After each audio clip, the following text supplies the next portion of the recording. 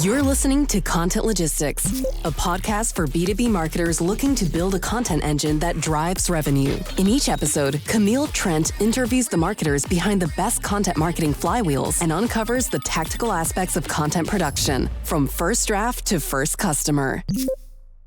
Hello and welcome to the latest episode of Content Logistics. I'm your host, Camille Trent, and this episode is brought to you by Motion. They are a B2B podcasting agency, and they're who make me look good. They do all the hard work. I just sit here and interview smart people. And today, that smart person is Ashley Guttuso, and she's the director of marketing at Curated. And I wanted to bring her on board to talk through the logistics of creating an amazing newsletter that people actually read. So Ashley, welcome. Hi, thank you. I'm going to add to that. Curate is like a small part of what I do. It is one of currently 8 SaaS tools under the Simple Focus software umbrella. So in addition to working with newsletter creators with Curated, I also work with e-commerce subscription sellers through GetARPU, as well as sending our own communications for the other 6 brands. So that means there's a lot of email in my life. And I think a lot about what makes something worth opening. And I get to see a lot of what performs well, not just for us, but also for our customer base across those platforms. So thanks so much for having me. I'm excited to talk with you about email strategy because I feel like that's what we discuss in our LinkedIn chats as well. So we can kind of bring that to the conversation with people who are also curious or obsessed about what it is psychologically that drives someone to open an email and to engage with it. Yeah, I think this is, so my audience is primarily marketers, content marketers, and now salespeople too, right? And it turns out all of those people really interested in creating emails that get opens, right? Whether you're creating a newsletter or you're creating an outbound email. Email's pretty important. And then you just mentioned some good context too with e-commerce, right? Like I'd say email is kind of the lifeblood of e-commerce, right? So if you're also in e-commerce or B2B in e-commerce, like this episode is going to be relevant to a lot of people. I don't think anybody really is interested in emails that don't get opened, right? We are at a saturation inbox point. So it's really been interesting to watch because you hear all the time, email is dead. And my response to that is no, bad email is dead. So Dennis Shao, who puts out the Content Corner newsletter, and he and I spoke together at Content Marketing World. We did this great interactive thing at the beginning of our talk. We were talking about newsletters and email in general, and we had people look at their phones at the emails that were stacking up in there while they were at this conference, right?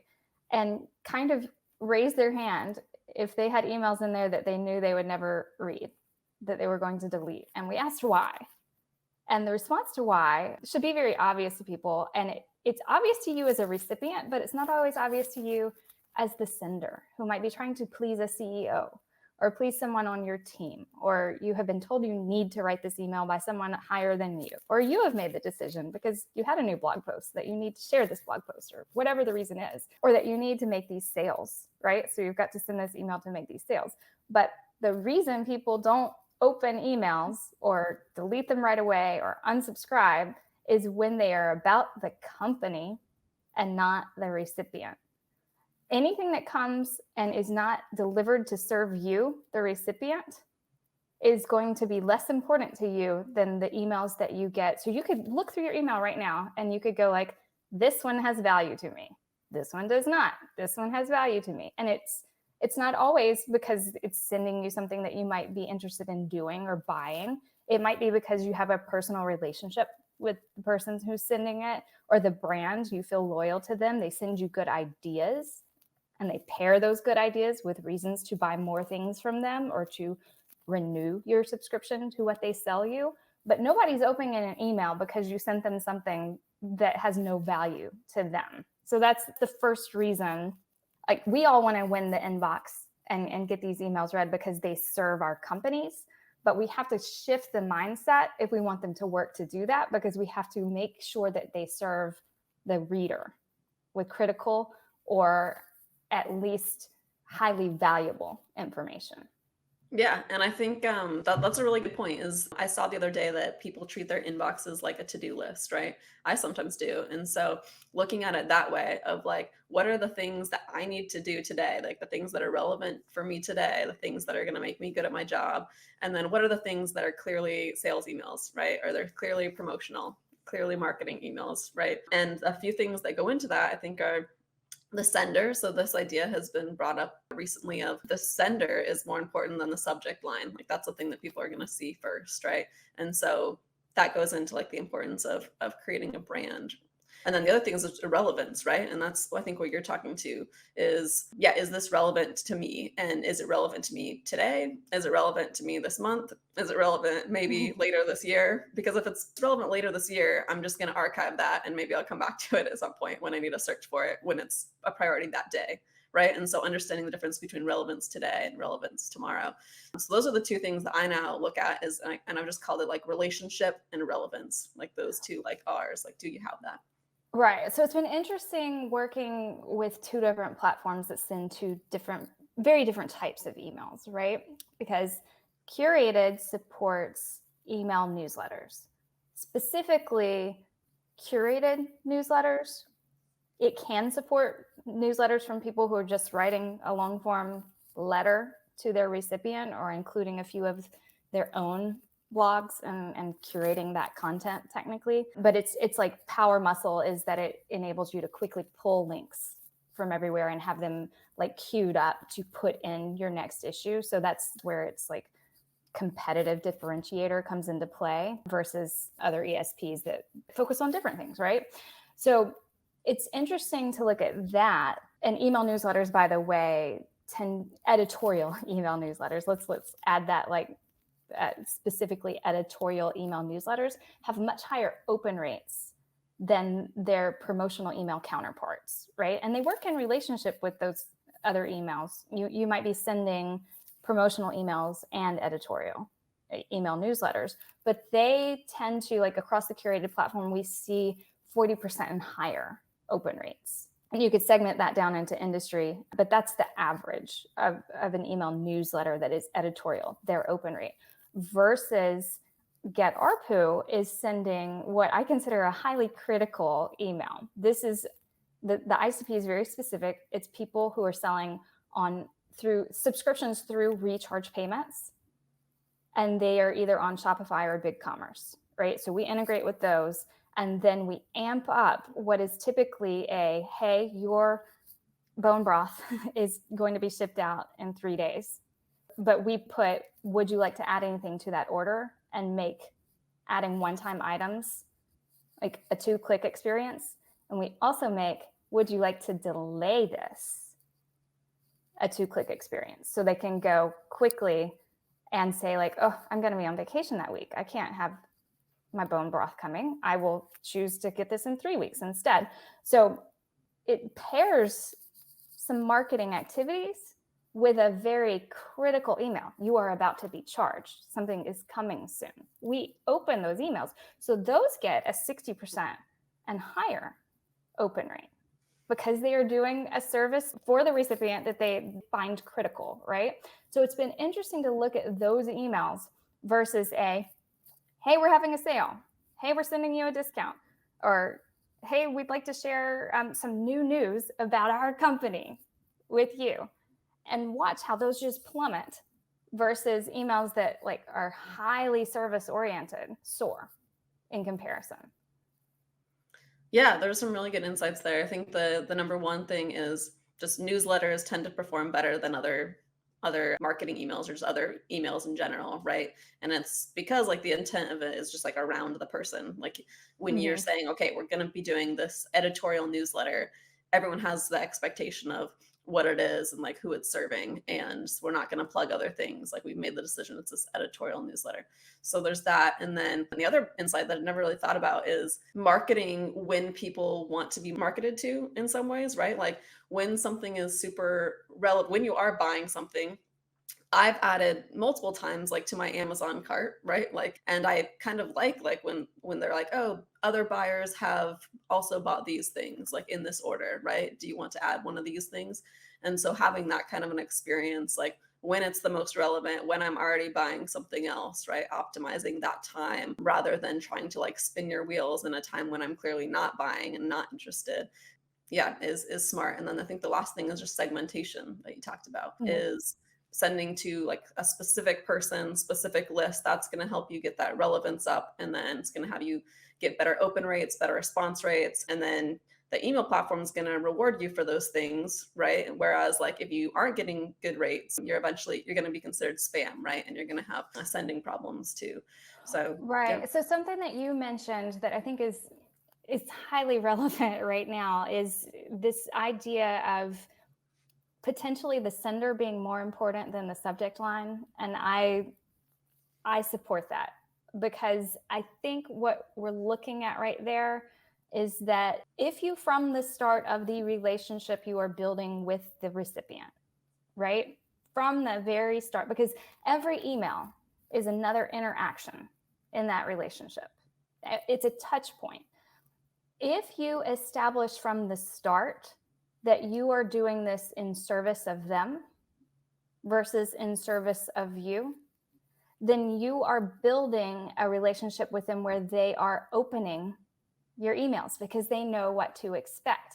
Half the things in my inbox that I know I will not open, it's not because it's a bad subject line. It's because of who it's from and that they have taught me to expect spammy things from them. They may have something great in their next email, but I, from email 3, got the feeling that this was not very relevant to me at the time, right? Like they didn't hit me well enough from the start with really good things to train me to then expect good things. So no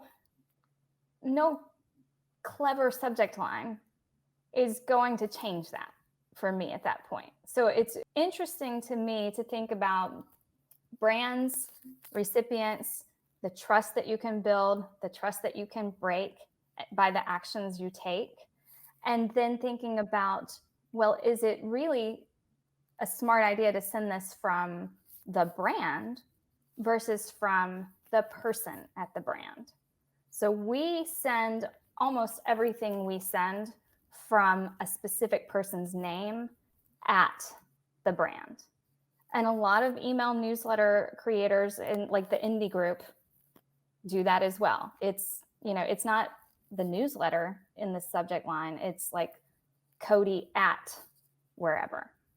And so what that starts to do is put a human emphasis on who this is coming from. I am more likely to open something from Camille than I am from Dooley. But Camille at Dooley, like I know her. Like I am starting to build a relationship with that person. And that can really help brands if you put a person or a mascot in that role of being the sender. And sometimes it can even help if you are sending that person multiple types of emails so that they go like, oh, this is from the support guy versus this is from the editorial newsletter creator. I really love how she, phrases things, or I always get at least one good curated piece of content to go investigate from this person. So you start to build a team of humans that is sending something, or you can go the route that like Trello goes, and Taco sends me an email once a week that sends me like advice about working with teams and working remotely and things that I want to improve on my own staff. So I tend to open the email from Taco, and you have the opportunity to add a picture in there that's not a brand, it's a person. And so those get opened, I think, with more of a like the good feels than a skeptical, what's this brand sending me today? Yeah, no, that was great. That could be like the whole episode right there, amount of knowledge. But yeah, I think that the real insight for me was like Pavlov's dog effect, right? Like, is that's what's happening here. And if you don't start with thoughtful content, like if you are creating a newsletter and you don't go into it of like, I'm gonna create like the best or curate the best like content that I can here, then you're setting yourself up to fail, because you see subpar content like 2 or 3 times and that's it. Like that's the chance that you get, right? And then I'm not opening anymore. Establish the relationship that you give, that you're generous from the start. I mean, I think that would be a trend among like really good newsletter creators, is that they have, I don't think you necessarily have to have an onboarding series Dan Oshinsky might disagree with me on that, but I think a really strong first email that they get, like if they sign up for your newsletter and they get the auto response, that you want to think about ways to serve them in that auto response, to potentially get them to reply to that auto response with an answering of a question that you have, and it's positioned in how can I serve you better? I'd love to know this about you. And those get replies, and then that ups like your deliverability ranking, right? Because Gmail goes, oh, people reply to these emails. Like this must be a good sender versus a spammy sender. But then you also can use something that I found very effective is like, hey, this newsletter may come out once a month, or it may come out like a week after this person has subscribed, but I could serve them right away. And so what I have found effective is to go back in my past content and seeing what people engaged with the most and include those links as in the meantime, you might want to check out these articles that we've linked to in the past that, but using the data from what's already in the platform to tell me like, people will probably love these articles. And that's one way I can like serve them immediately. You also want to really set expectations with your newsletter sign up and not steer away from them. So if I tell you I'm sending you a once a week email, and then I start sending that once a day, like you should have the option to be notified about that, right? That should be clear. Like the thing that they signed up for should be the thing you continue to send them. So I think that's where some marketers get into dangerous territory, because they'll use their newsletter to get people on their mega list. And then in addition to that newsletter that you love, you're suddenly getting 5 emails a month that have nothing to do with that newsletter. They're trying to sell you something. And really the smarter move would be to segment the highly engaged people from the newsletter and to potentially like send them, hey, would you like to now know about our events or our webinars or other lists that you might want to add them onto, but get them to opt into those too. Don't force a broad opt-in to everything you send, because then it's going to wreck that relationship you've built with them. Don't use a lead magnet to get people onto your newsletter list if the newsletter is not like highly, highly, highly aligned with that lead magnet. And that there's an option to like, really, I'd rather you use the lead magnet, but then have them opt into the newsletter list in addition. Like, hey, did you like this ebook? We send a newsletter. You might like that too, but we're not going to send it to you until you tell us you really want it. There's a way that we've seen work well where people just have people sign up for their editorial newsletter and use a section of that newsletter to be promotional about their brand, but in a way that is just kind of teaching them one thing week after week or month after month about their brand. If they're on that prospect list who wants the editorial email newsletter, you just use that as if it's your own ad spot, right? So 90% editorial, serving generous content, 10%, hey, did you know our product does this? Here's an example of someone using it in this way. And that's where you can bring in reasons to believe in your brand, but you're not like putting them on a list where they're going to get an email newsletter and a nurture campaign at the same time. Like the nurture is just in the newsletter in its spot that they've come to recognize it will be in. Yeah, that makes sense. That you're keeping your promises and it's just very clear like what people will be getting and what they will not be getting. And hopefully what they will not be getting is promotional emails if they're signing up for a newsletter. Okay, so quickly, why do you think that newsletters are regaining popularity? Like why was there kind of like a dip and then another spike? It's interesting to talk about it even in that context, because historically, since the beginning of journalism, newsletters have had their day, kind of gone away, had their day again, gone away. And so it dates back to the coffee houses of the 1700s, where that's how you would get your news. If you were a gentleman in England, you would go into the coffee house and there would be the printed newsletter. And what we see happening is, and this is coming from me as like a dorky journalism master's degree, like I thrive on like thinking about how the news and sensationalism has had like its ebb and flow, et cetera. But there's also an ebb and flow of independent, like trusting entities versus trusting individuals. And we have a lot of distrust in entities right now, globally and nationally, right? And so what we've seen in the most recent rise in the editorial newsletter is that people want to get information from people they feel they can trust. And so there's a way that a newsletter, unlike a lot of other ways of even distributing information to people, because I feel like I have to talk to both the independent writer here and the marketer who is in game attempting to build brand loyalty and conversions with their content, right?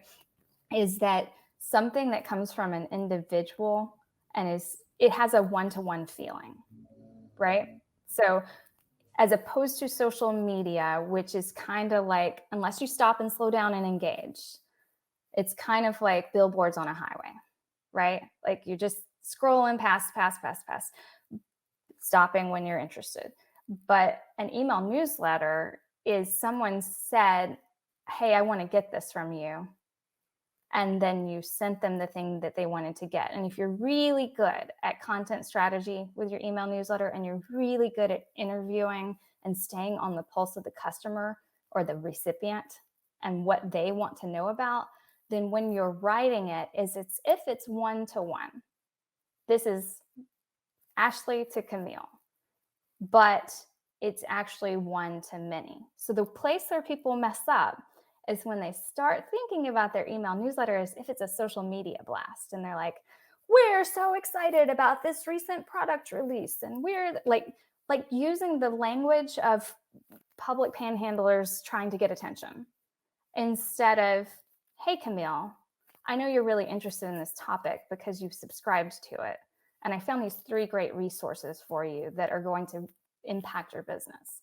And I think that that's where you and I could get into an interesting conversation around sales emails, because those are the ones that work best, even individual outreach for salespeople, right? It's not the canned, our product is great, I'm great, or I just did some research on you and I dropped in one fact that anyone could have gotten from Google. It's like, I've researched you and your people enough to know that these things will be valuable to you, and I'm sending them to you in a very personal letter way. That's why letter is part of newsletter, right? It's not a news blast.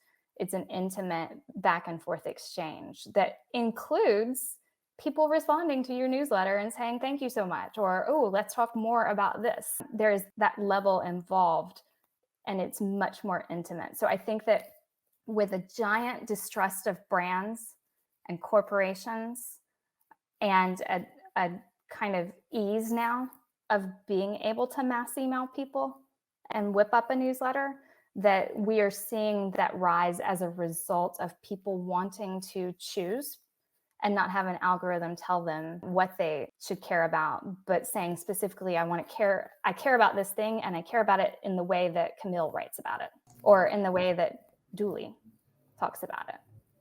I think all that's great. And it reminds me of, we're actually doing a webinar next week, and it's one of our BDRs has like an incredible like open rate on his cold emails, right? And so I was asking him, what's your secret? What are your tips? And his like number one tip was what we talked about at the beginning of this episode was it's the sender. Like the sender matters the most, right? And so one thing that he does is like engage in the community first. And so he'll add someone on LinkedIn and he'll create a lot of good content, and then they'll know his name. Like, and then it's not until like after a few months of that he'll go outbound to somebody, right? Because he's thinking like a marketer, and he's like establishing that relationship first and knowing that that is going to like yield rewards, like because he's giving before he's asking, right? And so even like on the sales email side, like it's becoming more of a marketing game. Okay, so going back to newsletters though, so independent newsletters on the rise. So this kind of leads to my next question of, who is a newsletter for? Like, who would you suggest should think about getting a newsletter? and specifically, within like the SaaS world, right? And even though there's this push like toward independent writers, and there's like some ways that like around that we talked about, like what SaaS companies should think about creating a newsletter. Okay, so here's where it gets kind of interesting, because I've had like a lot of thought evolution around the role of the newsletter in marketing. And as I have grown in my role at my company, where I do a lot with customer experience, like I love my job. I get to play in the software. I get to give product feedback. I get to interview customers.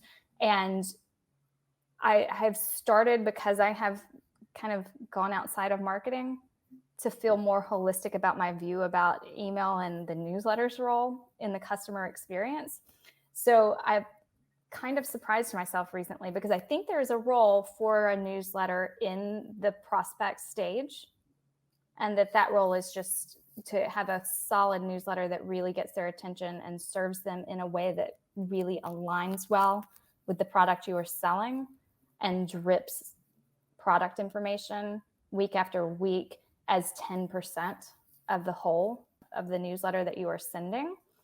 But I think that newsletter in SaaS can play a really big role in customer success and customer marketing. And I don't think that I even have a good definition of like who should always own this. I think it actually has to be a collaboration between the marketers and the success team, and even sales a little bit, to start thinking about where your customers are when they've signed the contract and when they've done onboarding, and at what point sending them a newsletter that combines editorial content and product update content, because that's what a lot of SaaS brands do, right? Their newsletter is like, I have edited these and strategized these, like from the demand of the CEO, who's saying like, they need to know that we, made it available for multiple stores now, or we did this thing. And yes, they need to know, but we don't need to email them once a week telling them we like fixed a glitch or we did a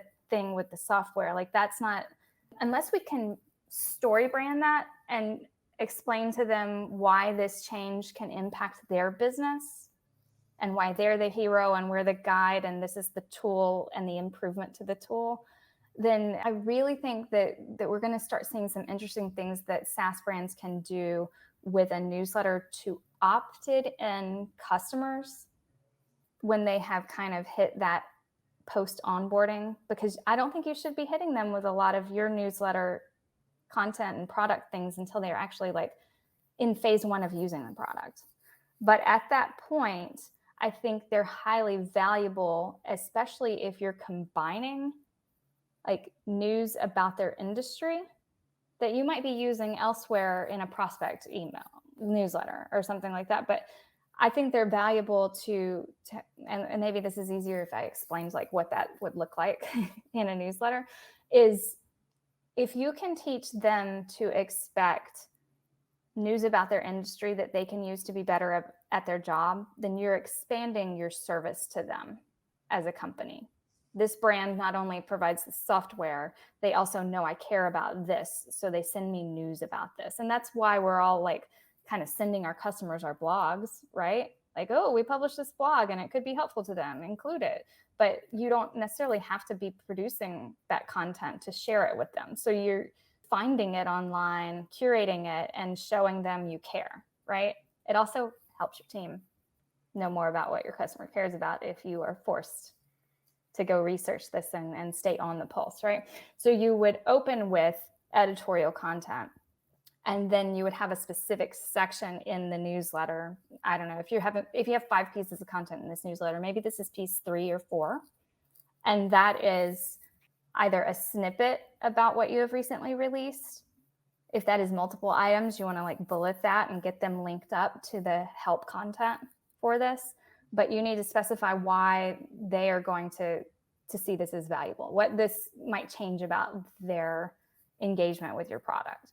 So you could either combo that and do an editorial newsletter with product news, or you could have 2 different newsletters from your brand And one is editorial content that you're actually scaling, right? You're using it in that newsletter to customers. You may be using it in a newsletter to prospects, and you may be posting blog content that is rounding this stuff up as well. You would have an editorial newsletter coming from your brand, as well as a product announcements newsletter coming out, right? And so that one would be purely product stuff. So I think you could see value in both and might want to test out, like, do customers have more success with your product when they are getting an isolated product newsletter versus when it is tucked into something editorial, and then decide, like, hey, we need to do two, and here's what they need to be, or we can condense these into one.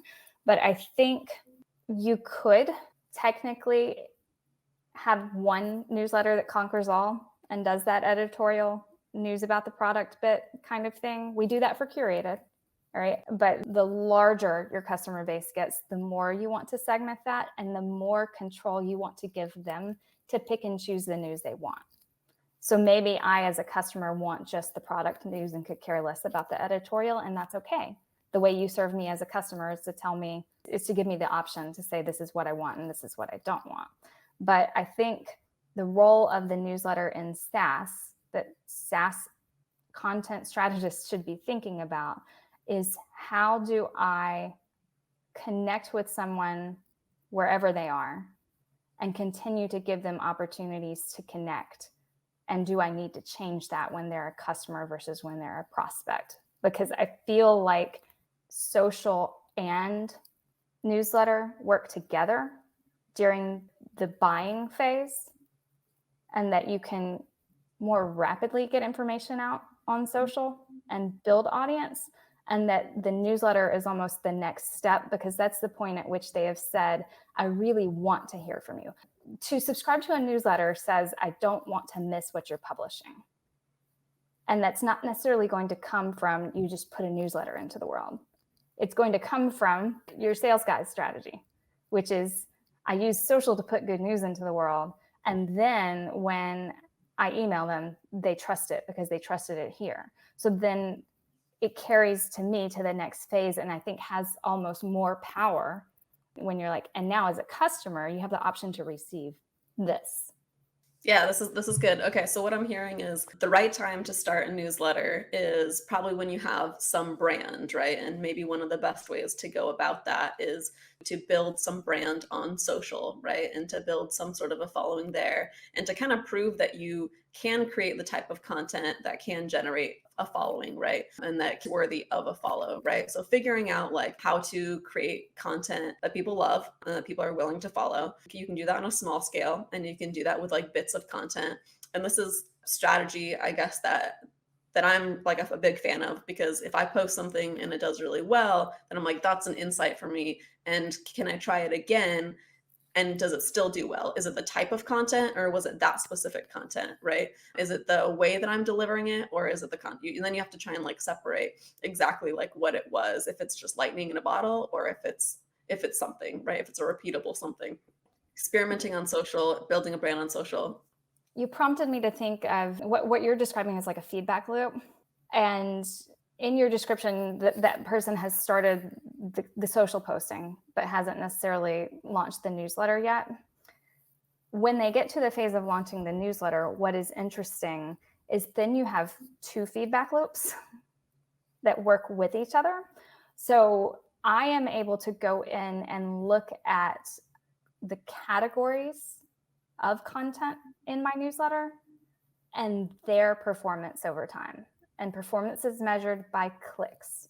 So imagine you are curating content about 3 different topics that you think your audience is interested in. And the same way you're doing it on social is you're saying like what posts are getting traction, right?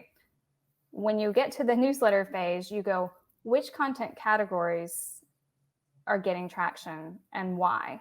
And you can start looking at the most popular link per category and start looking at, oh, it's interesting because I serve like 3 sub personas, and the publishing one gets way less clicks than the indie creator one.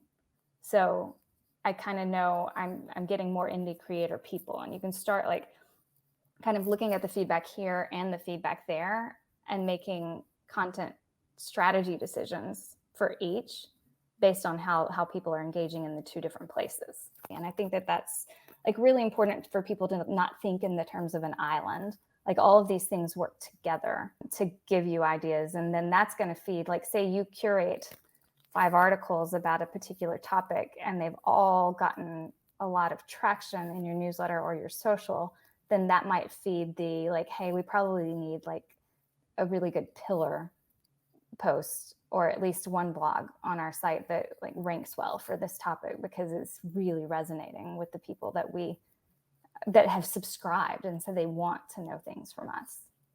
Yeah, no, those are great tips because I've seen it go both ways where we've like taken social posts, right, and then turned them into something to do with the newsletter, or you take the newsletter and you chop it up into social later. And so it's a huge relief for content marketers, right? When you can see that feedback loop and you can say, okay, I don't have to make 1,000 like net new things like every week because I've committed to like these different forms of content.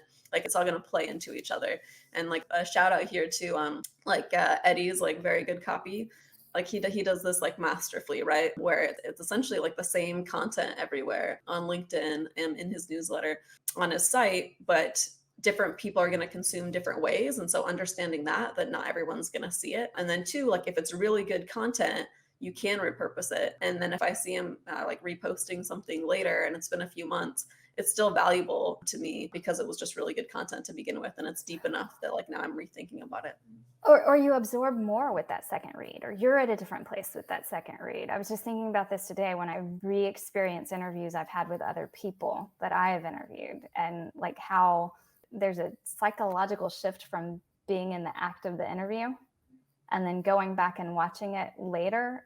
And like, it's like reading a book a second time, right? Like where you're looking for the things that you know are going to be there, and you experience them as more revelatory sometimes across that way.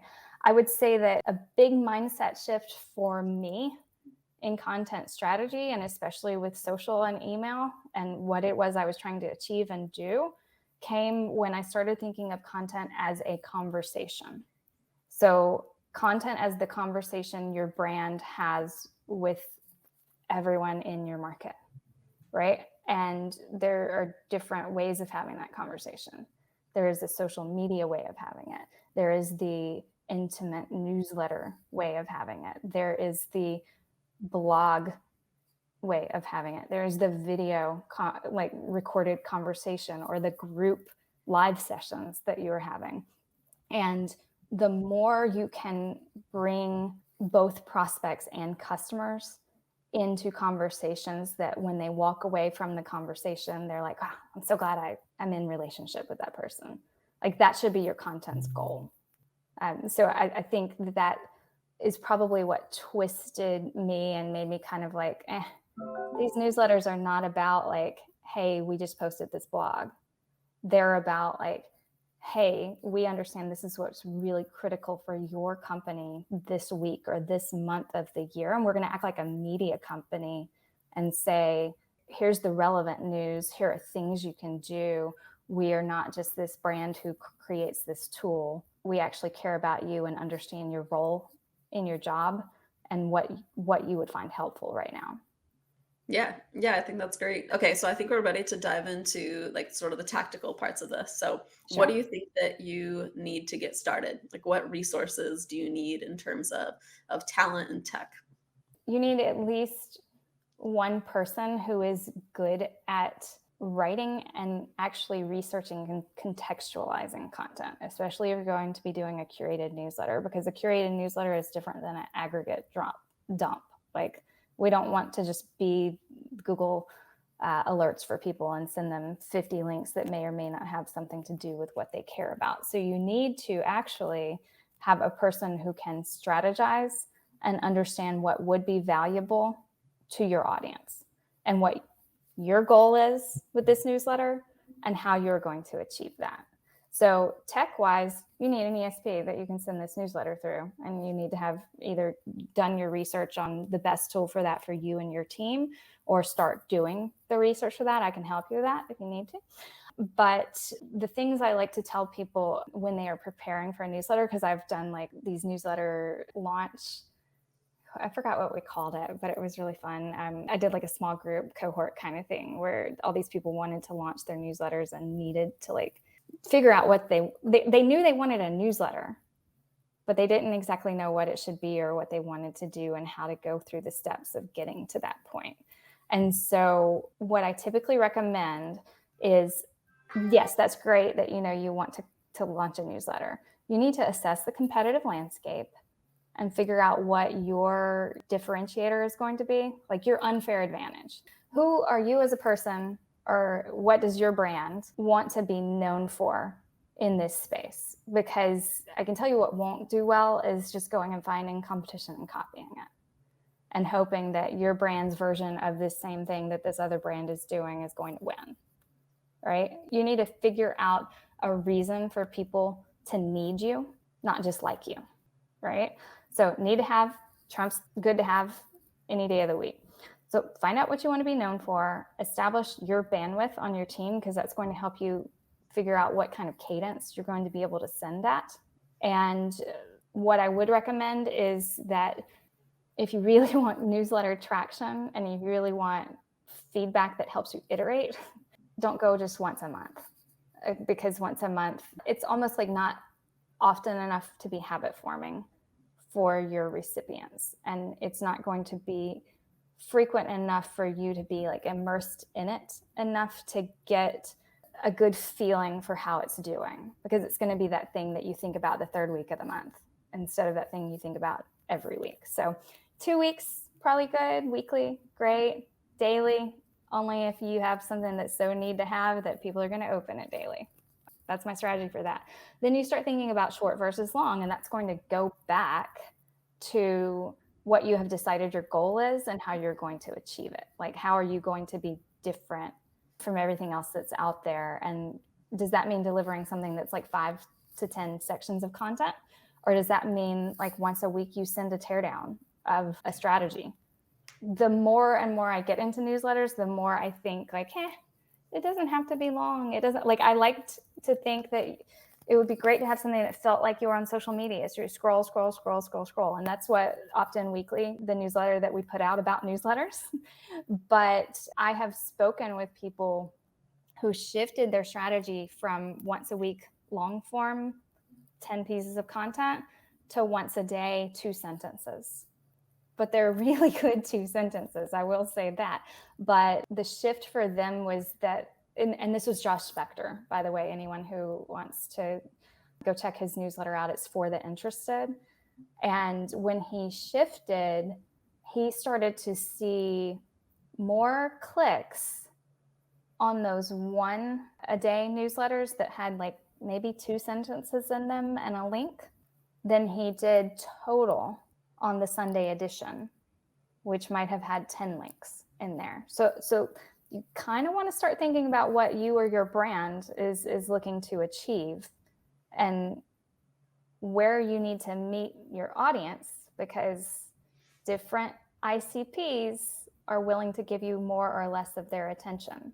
So put yourself in their seat and figure out, what would a good cadence be for them? Should I be hitting a working mom at 8 p.m. with my emails about artisan shoes or something once a week or once a month? Like start thinking about when is the right time to send to them and what would they appreciate most, right? Then you go, whether this is going to be from the brand or the individual.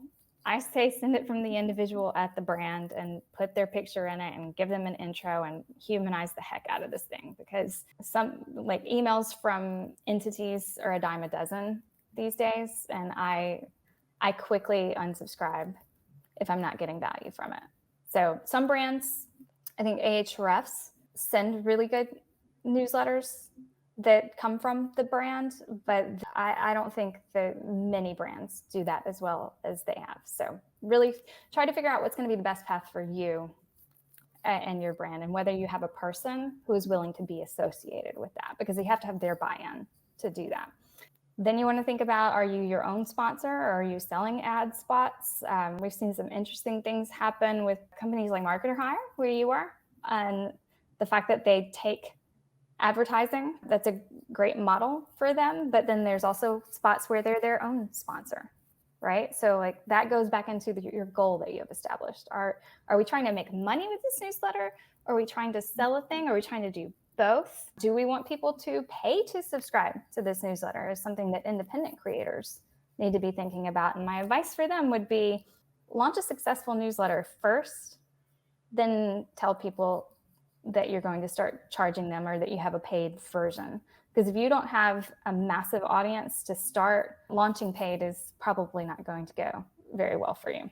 But I think the big thing, past the tech and past the people, and definitely assessing the bandwidth of your team and what you're going to be able to do.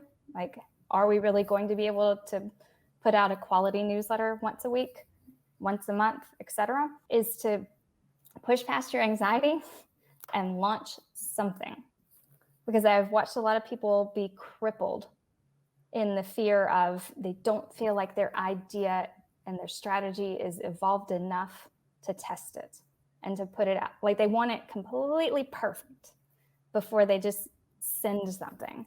And they end up just crippled by it, anxious, and analysis, or not, it's not analysis paralysis, it's like anxiety paralysis. Like I wrote about this yesterday, and this idea that like there is this emotional free fall when you send emails to thousands of people, right? Or when you send emails to hundreds of people. Basically, when something goes to more than 10 people, you're usually like, oh, is it perfect, right? And you kind of have to push yourself past that and take that free fall so that you can get feedback and iterate. And so my advice is like, go ahead and jump. If you're as a brand wanting to test a thing, test it.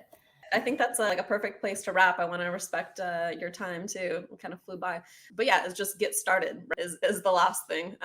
You know all the things, like you know what a good newsletter looks like. You know your brand. Hopefully, you've established some sort of following, and then it's just time to get started. Any last tips for people worried about getting started? Just don't be afraid to bomb. Like send it to 20 people to start and ask for feedback. And consider that your first issue. And then assume that it's going to change over time. Because if you think about anything that lasts for a really long time, like a news show that you like, even a TV series or a book series, or maybe a magazine. Magazine's a great example. All those little sections in the magazine, they aren't the same for 10 years. They play out. There will be content sections that you're like, this year or this month, we're going to start a section where we, riff on this topic. And then you kind of run out of steam on that topic. And you go, okay, this, in magazines, that was called the front of the book, right? Front of book. Here are the digest items. They change. Like you've played it out. Replace it with something else. Think of it as something that is imitating life, which is that we are different. We are interested in different things at different times. We evolve, and let your mindset be, I'm going to launch something that I will allow to evolve. And especially if you are serving customers or serving readers, you ought to be looking at what they're clicking and engaging with and letting it evolve in those directions. Yeah, I love that. That's a perfect way to end. So thank you so much for coming on. Can you tell people where they can find you? Thanks. Find me on LinkedIn, Ashley Guttuso, or through my newsletter, Opt-in Weekly. And I am going to provide Camille with a list of links, newsletter resources. There are plenty in Opt-in Weekly, but I'd like to be the first to say that anything I'm telling you right now, I have learned by doing a newsletter. I have learned by creating a newsletter that curates content about newsletters. And so that list that she's going to possibly link to in the show notes or wherever, that is going to get you to some really amazing resources and people out there who are doing great things. And like what I would say is that if you want to be invited on a podcast or considered a thought leader, that you might want to consider not putting a pressure to monetize on launching a newsletter, but considering it like not a crash course, an extended course in learning about a topic, because then at some point someone like Camille will be like, hey, can you come on my podcast and talk about this? And you will have gleaned information that you can then synthesize, summarize, contextualize, and share. Yeah, writing is never a bad idea, right? So it's never going to be a wasted investment, some extra like writing reps. So that's something that I continually learn and remind myself. So thank you again for coming on, and thanks for having me. Yeah, and we'll talk soon. Thanks for listening to Content Logistics. This episode was produced by Motion, a done-for-you B2B podcasting agency for busy marketers. If you liked what you heard, please follow the show on Apple, Spotify, or wherever you listen to your favorite podcasts.